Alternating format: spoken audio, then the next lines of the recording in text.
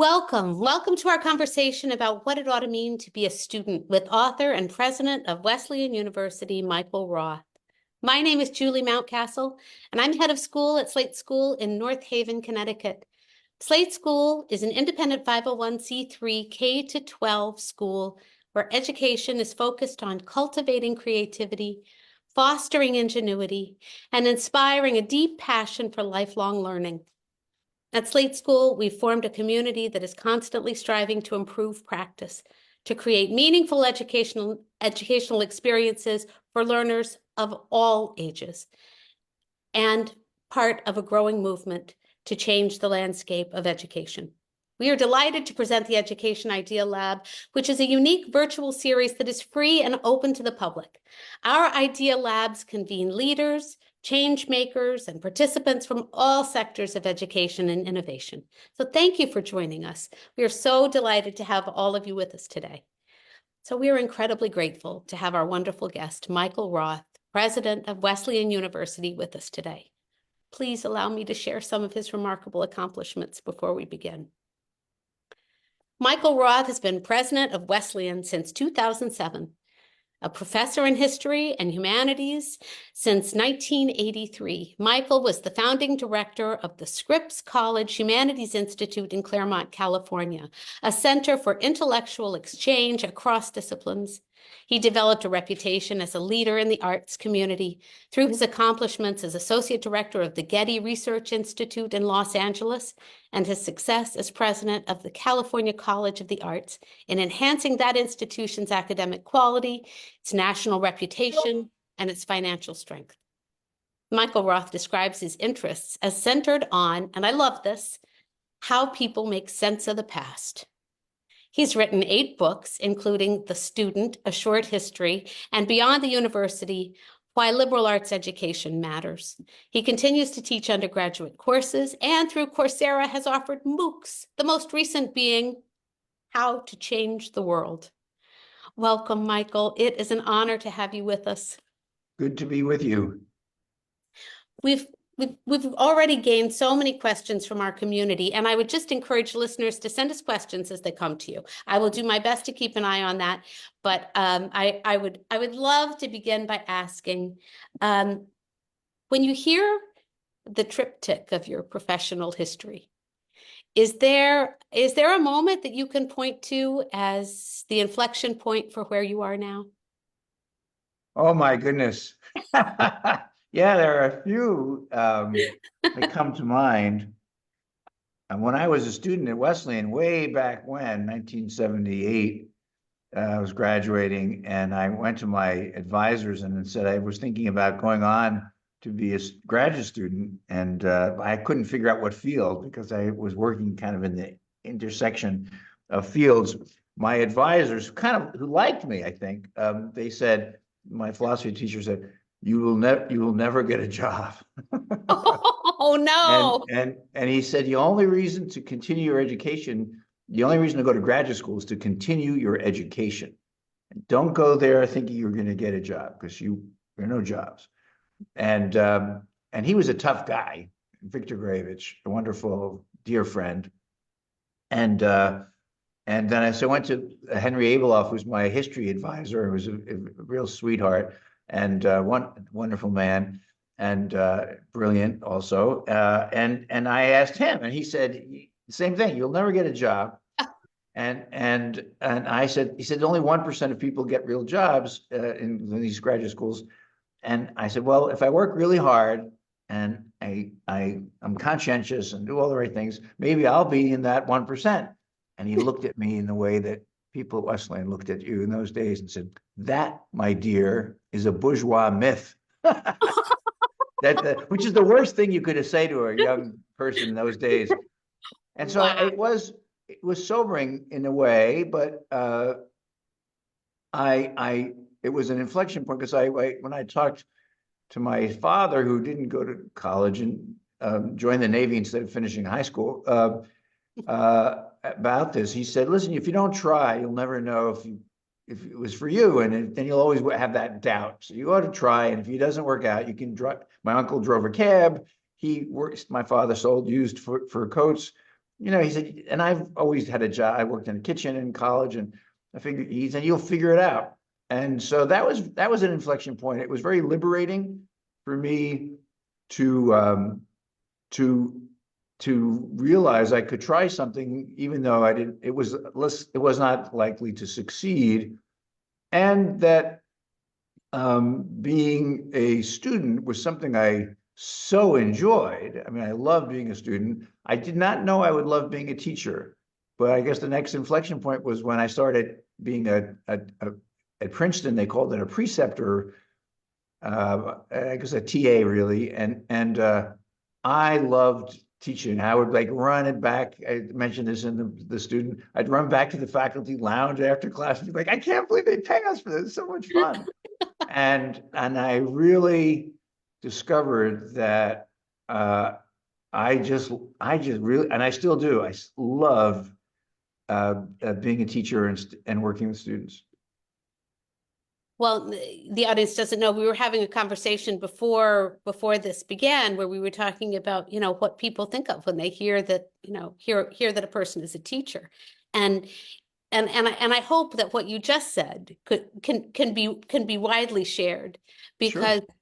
You're happy in your work. You love your work. I can tell by the way you talk about it. And it seems as though now you always have. I love my work too, and I know so many happy educators, and I hope that the word gets out, because we need great teachers.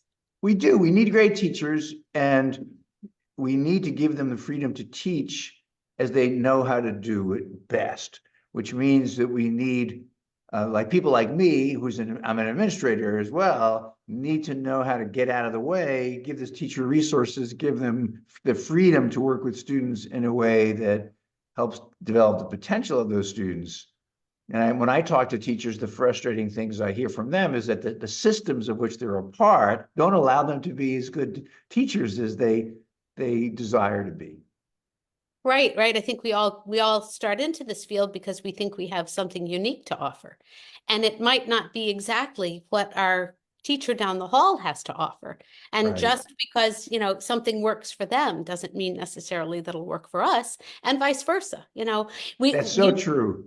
You got excited about what you were doing, and when you were teaching, when you were a preceptor, and though you didn't assume that what worked for you would necessarily work for everybody else. It's so interesting you say that, Julie, because when I was starting out, I was very excited, and I was teaching, and I would like get to the student, and these are Princeton undergraduates. They're like 2 years younger than I was, but they would go, be so nervous.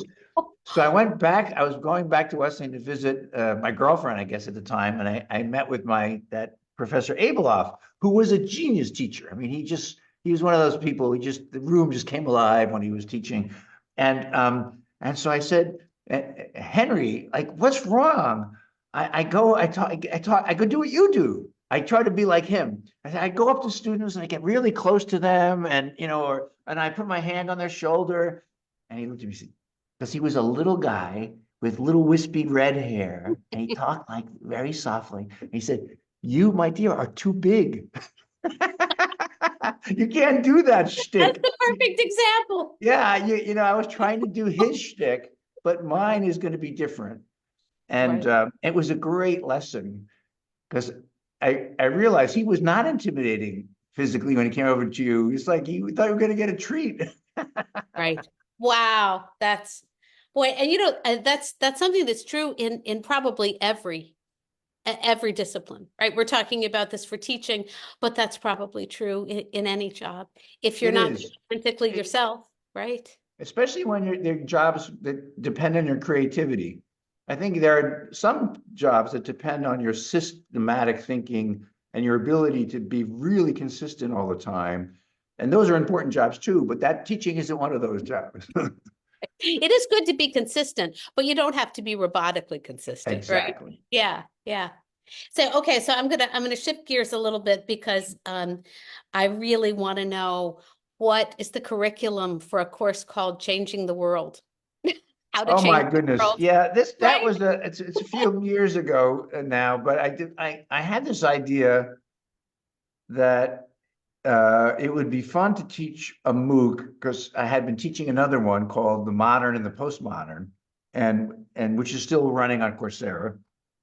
And I thought it would be great to have someone do a course about activism and how to make a difference in something that is really important: food security, global health. And so I went around Wesleyan asking people to teach this course. And everyone said, "No, I do food security, but I don't do global health," or "I do military issues, but I don't do climate." And so I couldn't get anybody to take on the whole schmear. And so I thought, okay, what if I just like more, I'm the host of the class. And one day I talked to the head of the World Bank, and the next day I talked to Nick Kristof, and then another day I'll talk to somebody who does democracy development in Latin America, and another time I talk. And so that's the way I did it. I mapped out half a dozen topics, and one could have chosen another half a dozen different ones, but they're not too idiosyncratic. And then I found people who were willing to go on camera with me. This is pre-Zoom, but they were willing to work with me in recording something that we could put on Coursera about the issues as they saw them in that field and how you might influence those issues through organization and activism. So I'm more of the MC, really, not an expert in any of the fields, but I try to ask the kind of questions we let the experts do their thing. That is awesome. And I'm going to say it's awesome for more than one reason, because it resonates so much with us here at Slate School, because as we're developing our curriculum for the upper school, we've basically been doing exactly what you just described. Huh. So we'd think about a topic like water or food, and we would bring all different people together to what we call the slab, and everyone participates together and talks about what's, of primary interest from their point of view, whether they're the curator of an art gallery or a historian or someone who's interested in mathematics, or just all of the different disciplines coming together. So I love that, and I think that probably speaks to your interdisciplinary kind of model for everything you've done, right? It does, and Wesleyan has this long tradition of.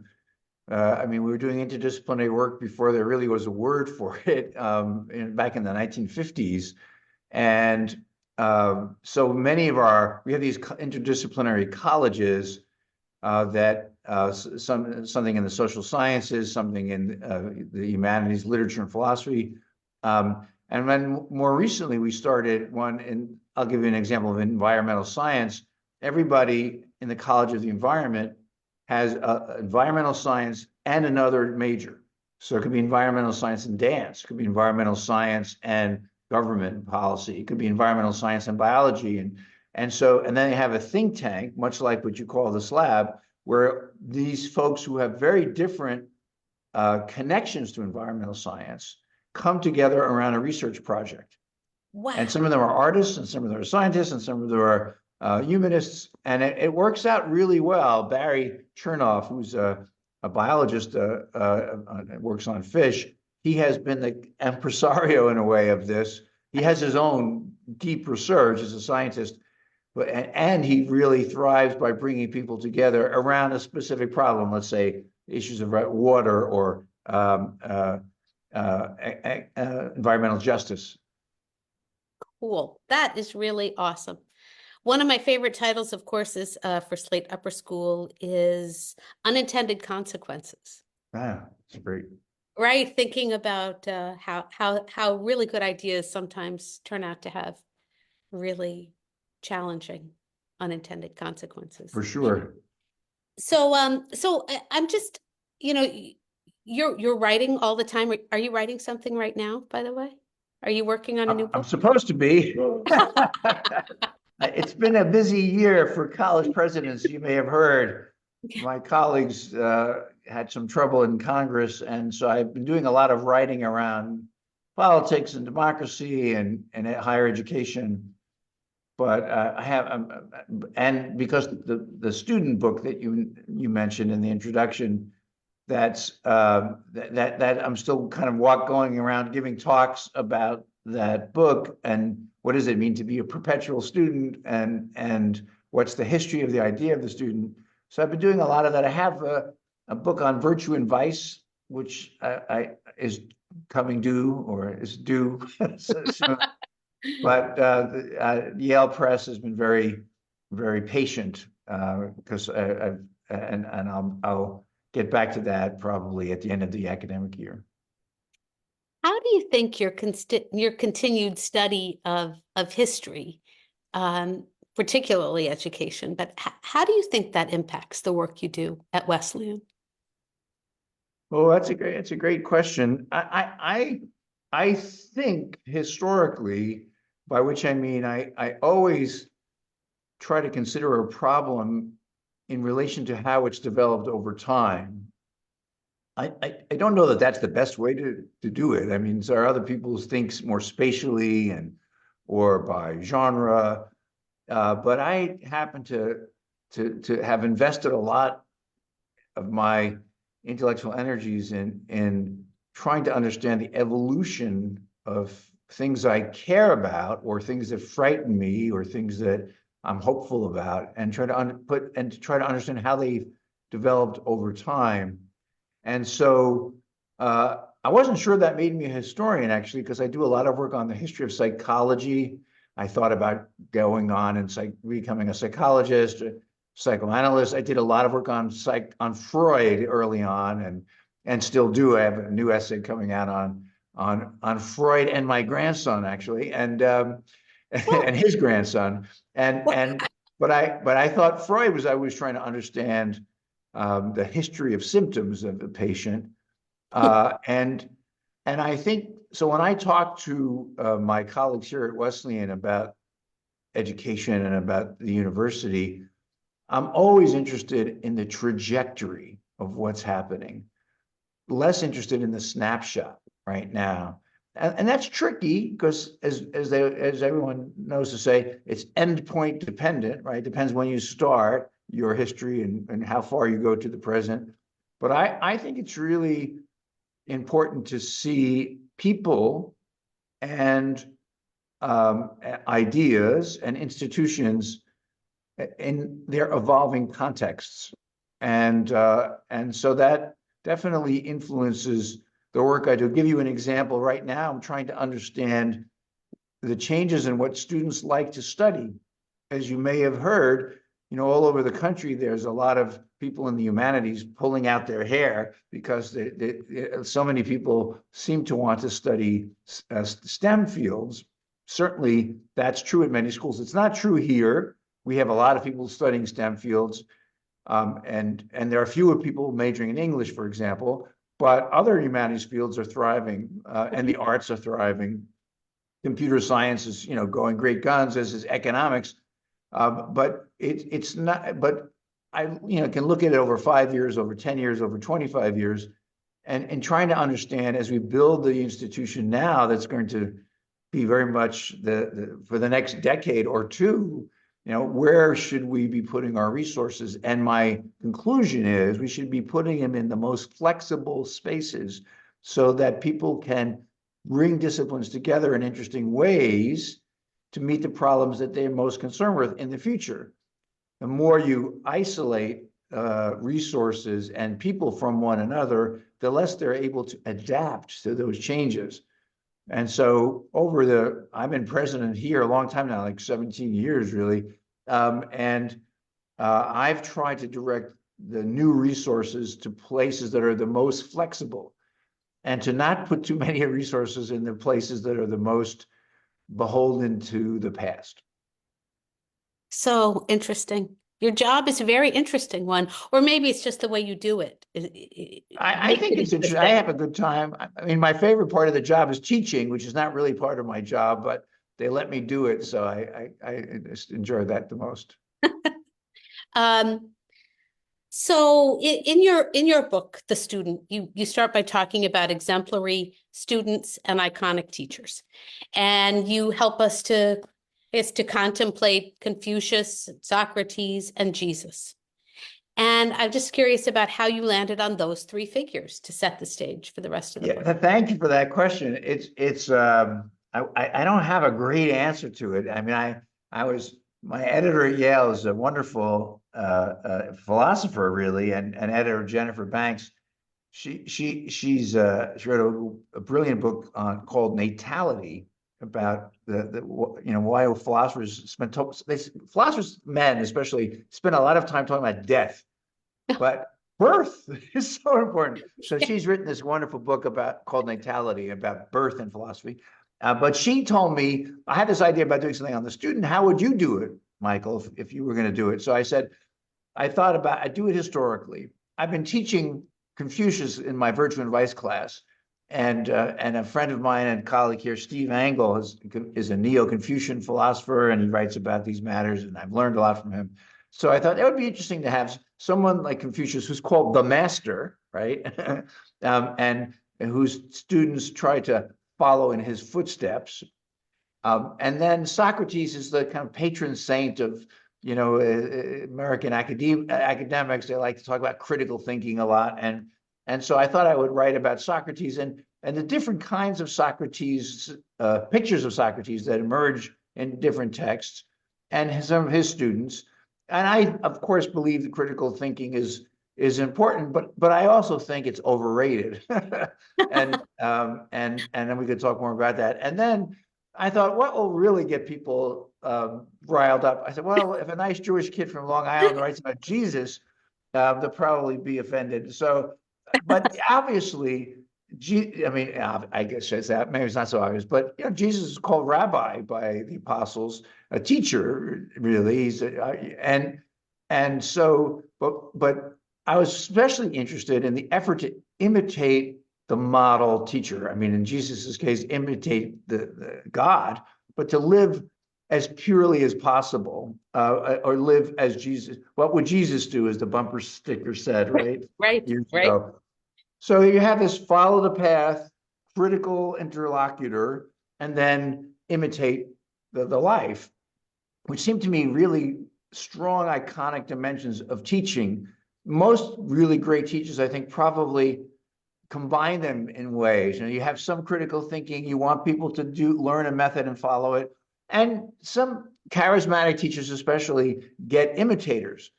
The great charismatic teachers keep you from imitating them too much. I mean, they cut you off, so to speak.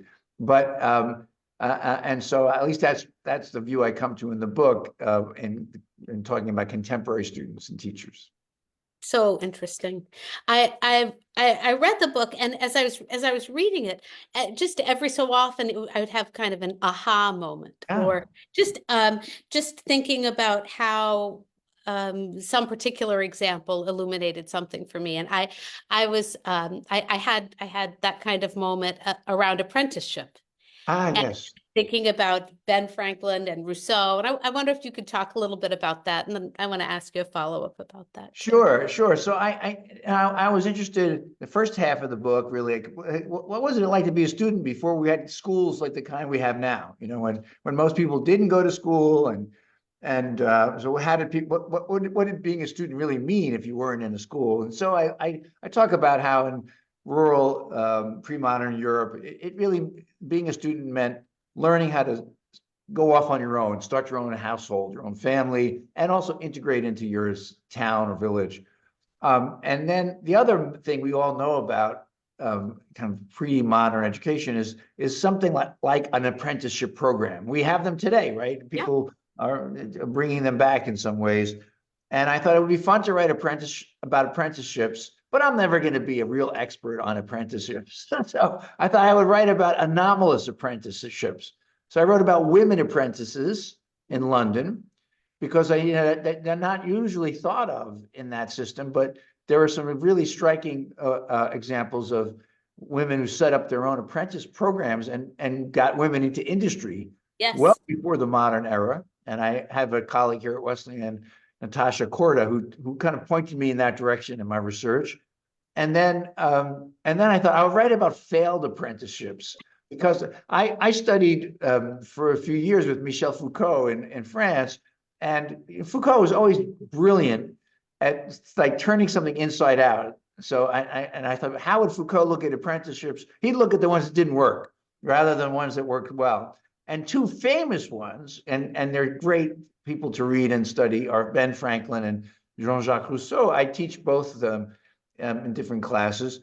And Franklin's, he's so much fun to read about, and he was apprenticed to his brother, who was a printer, a newspaper publisher, and so Franklin learned to print. He learned a lot of stuff, but he was bored, so he started writing articles in the press under pseudonyms, sometimes women's names. And then his brother found out, got really angry with him, and so Franklin tries to run away, doesn't work out, and then his brother gets in trouble with the law, so that Franklin has to be like named the editor or owner. Ben Franklin does, but in fact, there's a secret contract between him and his brother that he's going to remain subservient as an apprentice. But what you know, of course, is that a secret contract is not a contract at all. It has to be enforceable. So Franklin finally says, I'm getting the heck out of here. And he leaves Boston for Philadelphia. And he says something like, my brother beat me more than was necessary. Right. It's like, I really deserved a hit in the head a lot of the time, but really, he went too far. And so I talk about that and the system in the colonies, really, at that point. And Rousseau gets apprenticed to an engraver, and he wants to be a good boy, but his boss is the master is such a bad guy, and he beats them all the time. And so Rousseau becomes, and this is deeply in his political philosophy, Rousseau says, I learned to just do stuff that he would hate. In other words, so he was a negative teacher. He taught me to do the opposite of what he said, because I hated him so much. His authority was illegitimate, that Rousseau something like said, I tried to steal this like an apple. I don't like apples, but I know the master wanted the apple, so I stole it so he wouldn't have it. And there's a kind of perversion that happens there, that Rousseau is very interested in, that perversion of our desires because of a certain kind of education, and he flees. But the point I try to make there, I hope it's amusing one to read about, but the point I try to make there is that what these two guys wanted, Ben Franklin and Jean-Jacques Rousseau, they wanted freedom. And that the apprenticeship system promised freedom at the end, freedom to practice a trade. But what was happening at this time in the late 1700s in the colonies and in Europe was that the idea of education was getting tied to the idea of freedom, and that being a student came to mean, by the end of the 1700s, being the kind of person who practices being free, and that being a student meant learning to be free. And that's the second half of the book, is about that idea of freedom and being a student. In this conversation, just over the last half hour or so, I think so many times you've said you've learned something from someone else, or they taught me this, or someone else taught me that. And in the book you talk about, being a lifelong learner, this idea of lifelong learning. And, it's a big part of what we do at Slate School. It's what we're really focused on, helping students to see the value of that. And I guess just, what to you makes someone a lifelong learner? It's a great question. Such a great question. I think it's becoming awakened to the pleasures of learning, and that's why those apprenticeships failed, because when Ben Franklin jokes, he beat me more than was necessary. What he meant is, like, he made it impossible to like going to the work at the newspaper. I was very bad in languages, in foreign languages, and the idea that I was going to a French class in high school just ruined the day. and I was just really bad at it. It just ruined my day. And I had to get over that and to discover something like the enjoyment of learning a language, which to other people came very easily. I'll give you another example. When I was a little kid, I took piano lessons. My piano teacher would hit me, not terribly, but he would like, and he would put, I had to go to religious school afterwards. So he would put my tie on and he would choke me, practice, practice, practice. So I came to really despise this.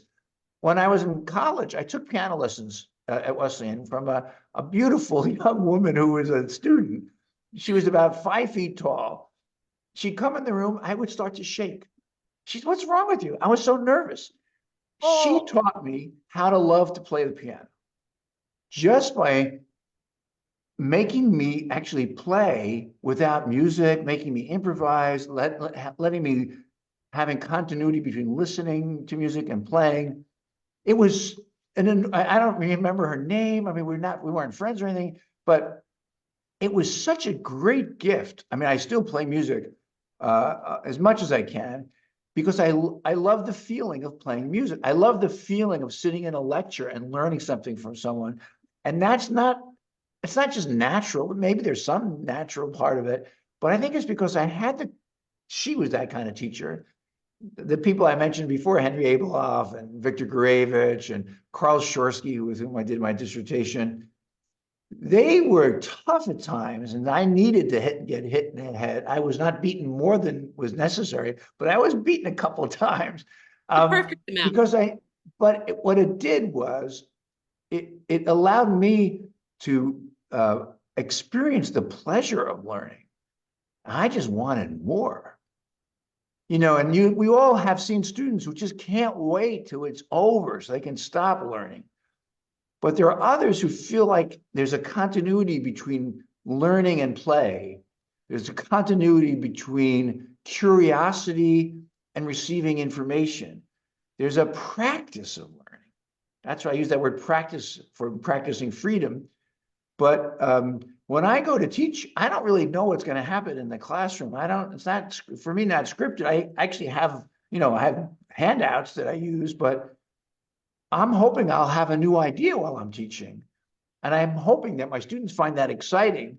And that if they have a new idea while they're in the class, that will be stimulating to them and make them want more.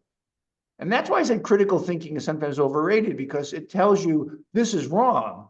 I want students to also experience it. Oh my gosh, this is beautiful. I never knew this was so beautiful, whether that's a painting or a scientific experiment or building something. And I think all of us have to find those things that make us feel alive because we're learning new stuff. And for me, it wasn't foreign languages when I was, a kid. It still isn't really, but I've gotten a little bit less terrible. But I found the things that do actually make me feel enlivened. And all teachers, I think, when we're working with, whether we're working with a child or a young child or an adult, we try to find that thing that makes the student feel a little more alive. And then they want more, right? Because it's such a great feeling. I think if I might even just be so bold as to add, I think also what I hear from you is just that when you go into any of these situations, and maybe it's when you go into any situation, you don't imagine that you're going to be in trouble for not knowing the whole answer before you get there. That's such an important way to put it, because I think I see this all the time, that people get very nervous and defensive because they imagine others expect them to know more than they do know, in fact. I'm still nervous when I go to class that I'll run out of things to talk about or something. But it's a good nervousness. It's like a stage fright a little bit. But I also know that the students will get more out of the class if they think that I can make mistakes and then recover from them or learn from them, that they can point out things to me that I never thought of, and I can be grateful to them. Then they actually feel empowered. If they think I know everything, it's no help to them, really. One of my students asked the other day, I'm doing a film and philosophy class now at Wesleyan. One of my students asked the other day, well, you talked about these three very different kinds of films. They're all awfully, I mean, they're awful. They're just horrible to watch, but they're powerful works of art. And she said, they're all very different. Like, so which one do you like the best? I said, well, why do you care what I like? I mean, I'm just another person. What's important is we understand why these are great works of art. Okay, they said, but which one do you really, it's like asking you which child you like the best. And for me, it's important that they don't have to follow me. That's where I don't want to be like the master. I want them to say, Casablanca is just an extraordinary film, or Vertigo is a great work of art. And I understand why some people think it's the best. They may prefer something else, which is fine. But I want them to have the courage to feel that they are open to learning more. And I guess that's really what I mean by practicing freedom, is being open to learning more. Beautiful, beautiful. Hey, so I have a question from the chat here. How do you create an ideal learning and writing environment for yourself? For myself. Hey, Yeah, for I'm so yourself. lucky. I'm the president. I can do so I try to seek out new ideas that are new to me, and I try to write about them, because I learn more about the ideas or the subject matter, whatever it is, in trying to write about them. And so I have a list of things I want to write, books I want to write. I don't think I'll live that long, but because there are things I want to learn. And I've been very, very lucky. I mean, I've spent my life at colleges, universities, or I was at the Getty Center running a think tank for 5 years. All of these places where they expected you to keep learning, and to try to learn more stuff. So, and then I did find, when I became an administrator, and it took me years to even admit that I was one, that the biggest difference for me was that my day was filled with meetings. When I was a professor, I had very great relations with students. Just this week, I was on Freakonomics, the podcast, and it was broadcast nationally this past weekend. One of my students from 1983 reached out to me.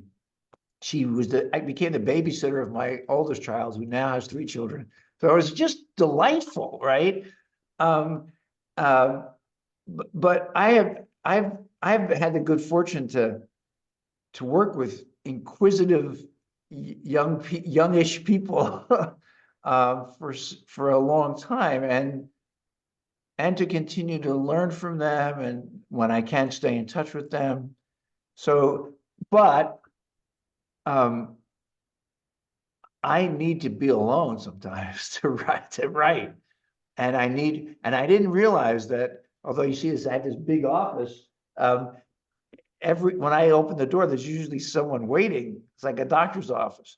Whereas when I was a professor, I taught a few hours here, and then I'd see students, but then I'd have lots of time to read and now I take that time. My wife is a faculty member here, and we go up to the Western Massachusetts in the summers, and we both have writing projects every summer.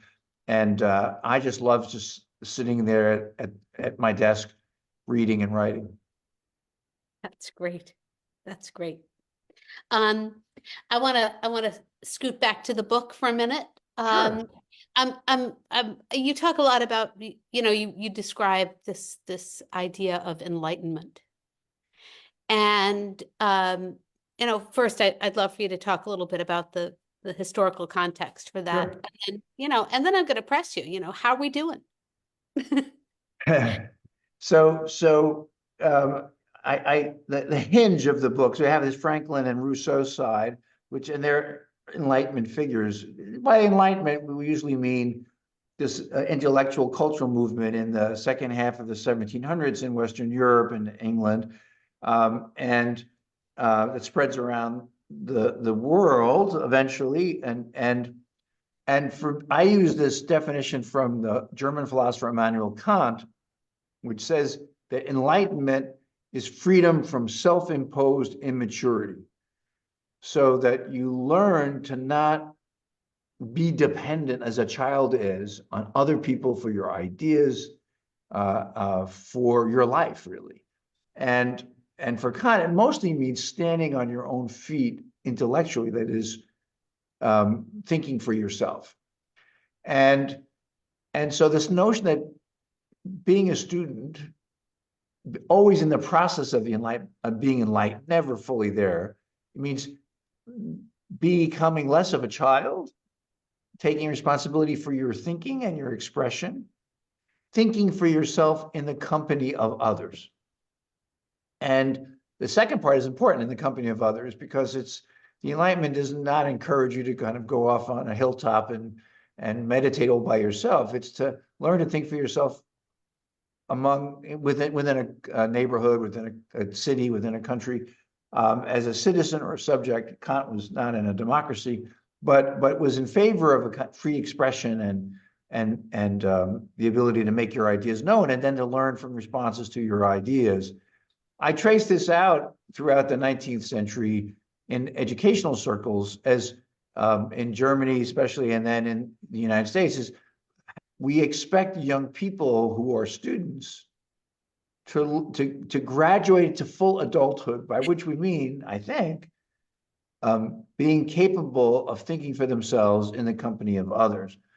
And how we're doing, I mean, I think there's a lot of infantilization of students at the college level. This was a complaint already in the 1800s that German college students were allowed to be do whatever the heck they wanted. So the first 2 years they did a lot of drinking, but eventually they figured out that they were responsible for their own education.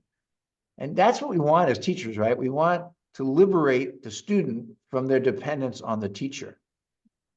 So when that student asked me, which film do you like? She wants to be a child. She wants to be, Daddy, what film should I like? And when I was a student, I remember someone asked my Mr. Gurevich, Victor Gurevich, they said, so who's right, Aristotle or Plato? And he says, you do me a great honor, he said, to think that I would know. Why don't you just think about what Aristotle would say to Plato, what Plato would say to Aristotle, and do the best you can? You don't try to find out what I believe. I never knew his politics. I never knew his opinions on current events. He didn't want us to know. He wanted us to be free of that influence. I do see some of my colleagues who are much more willing to influence their students in that regard. I think that's a mistake. I think that one of the things you should learn is how to not need the teacher so much.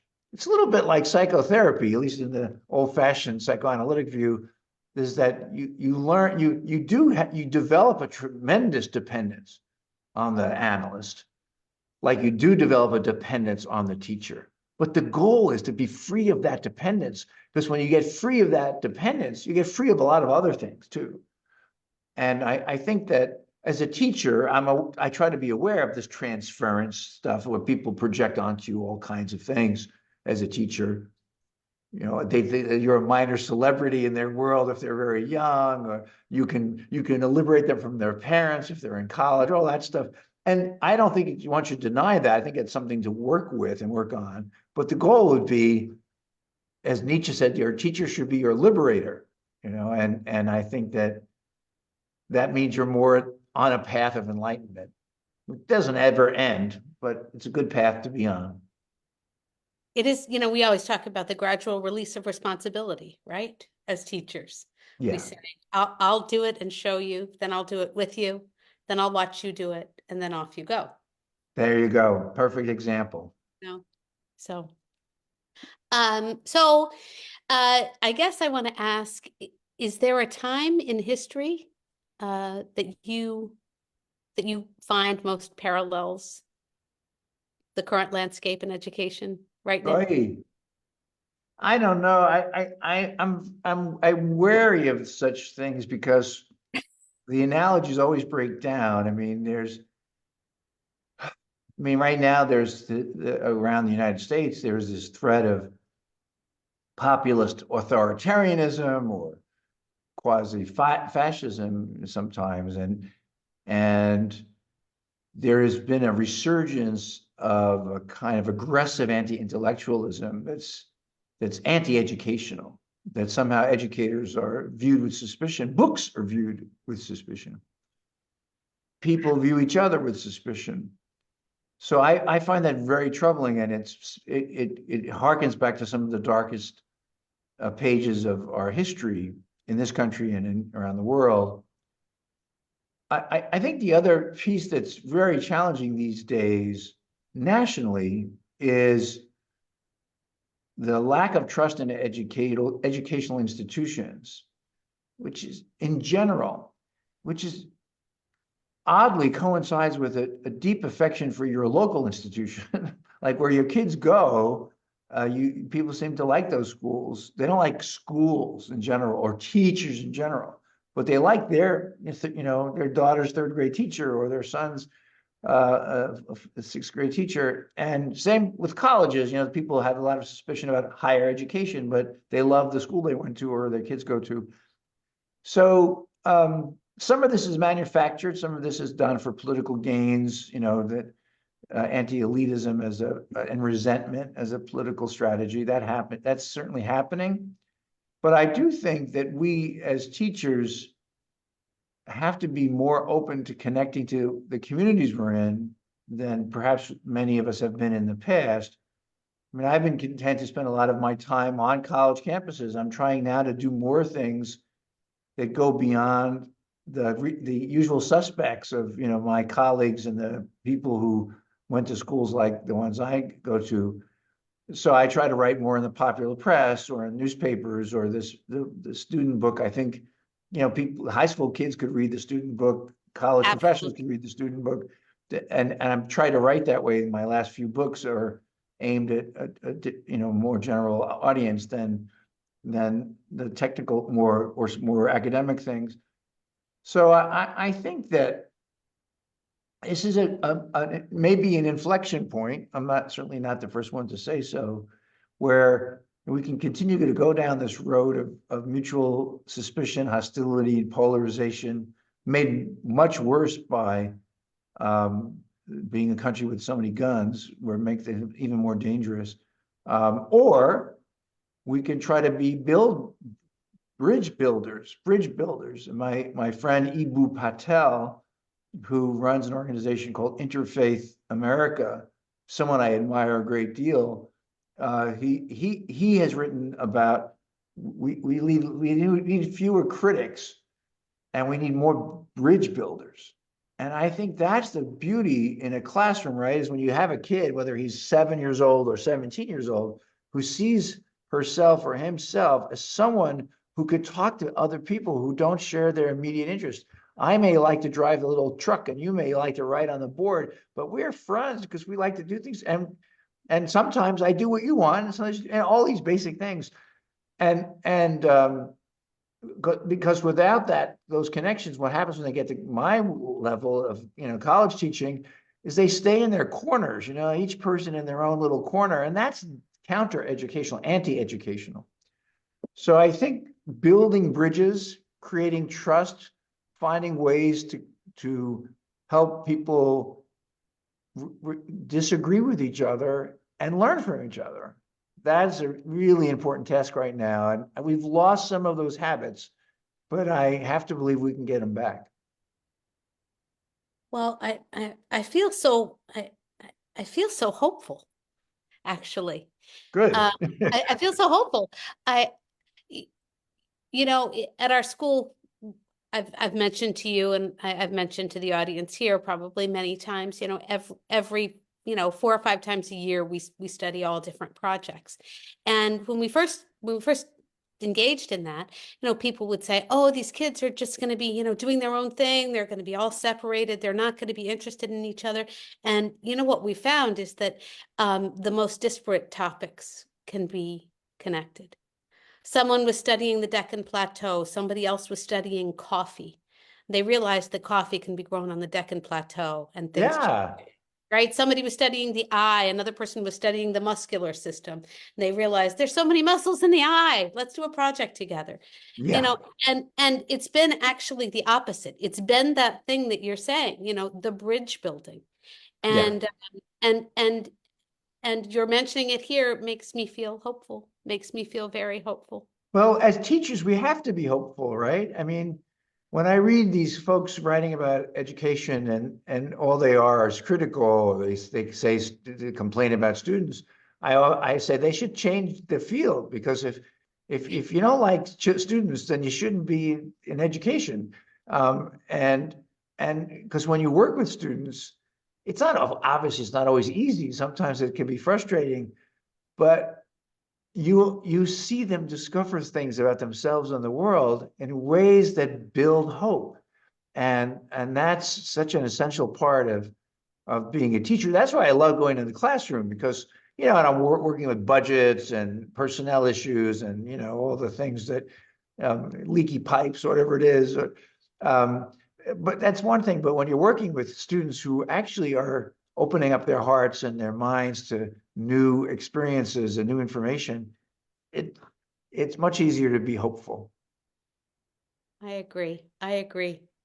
So I can't believe we're coming around to the end of the hour here soon, but so I want to be sure to ask you if your book, The Student, had another chapter about the future, what do you think the title might be? Let's see. What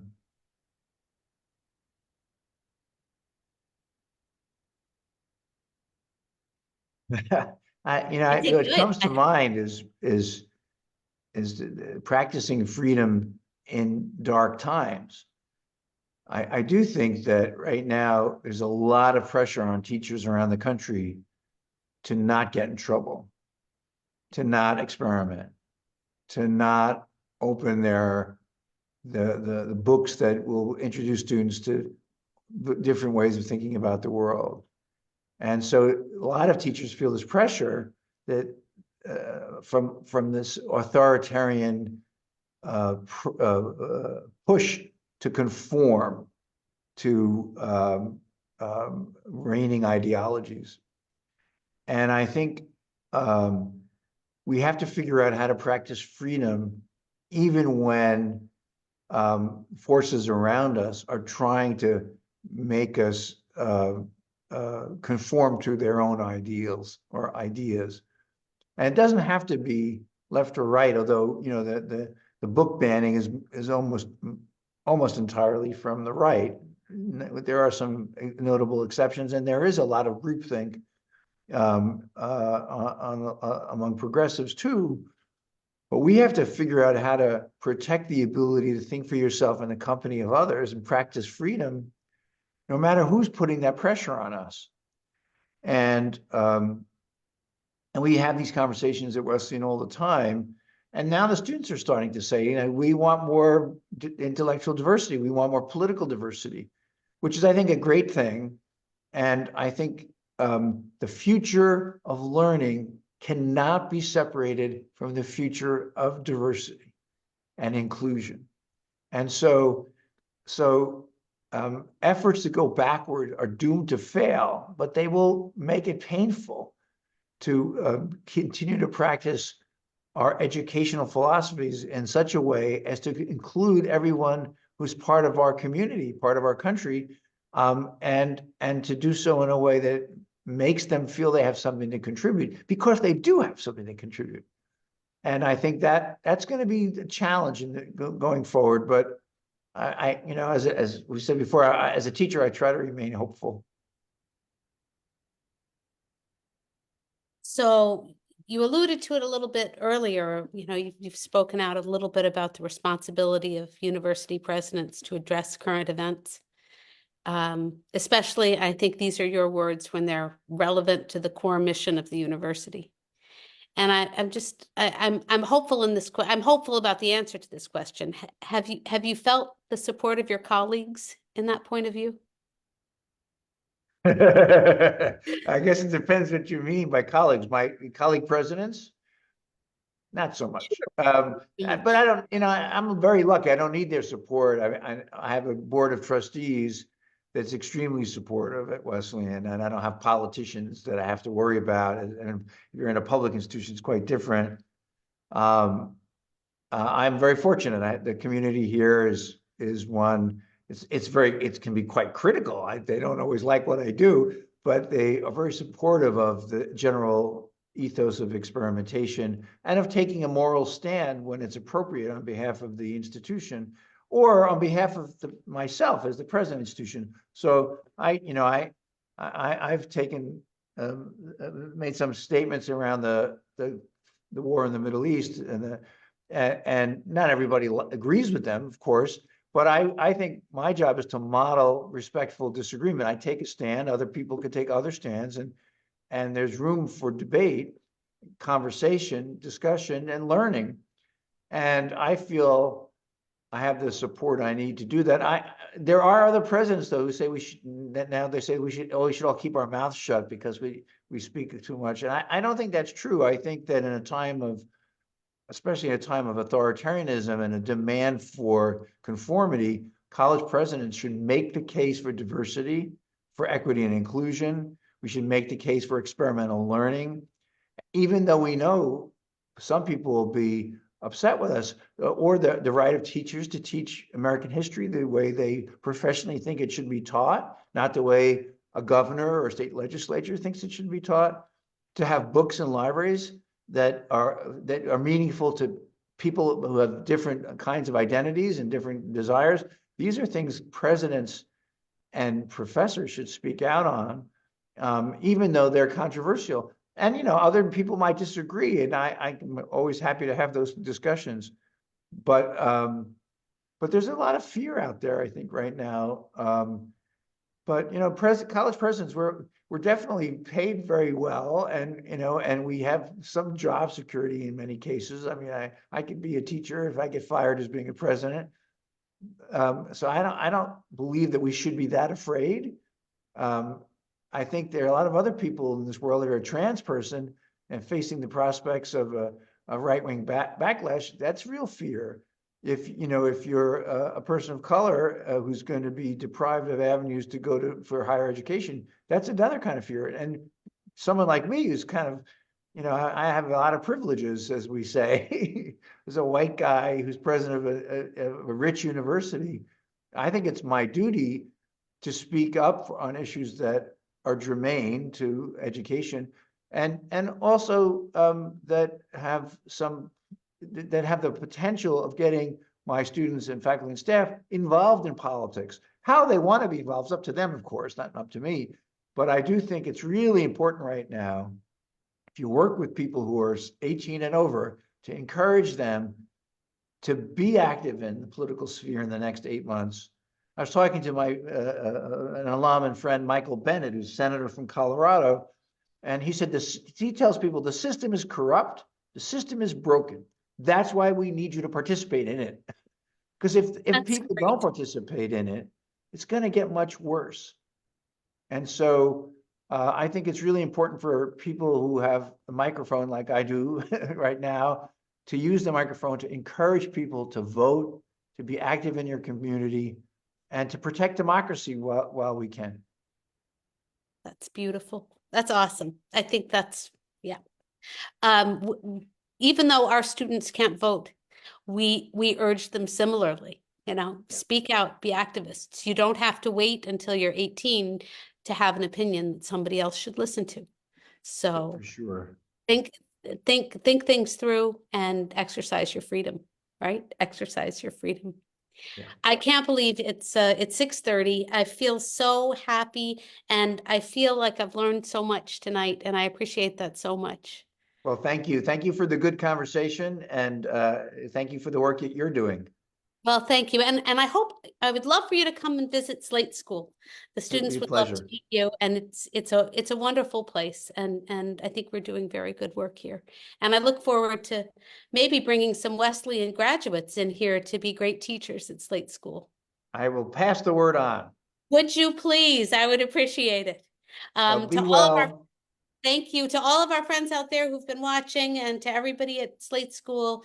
I'll wish you all positive rice, and we'll have an awesome night. And thank you so much to Wesleyan professor and Wesleyan president, Michael Roth, for being here with us tonight. Have a great night. Thank you. Bye. You take care. Bye-bye.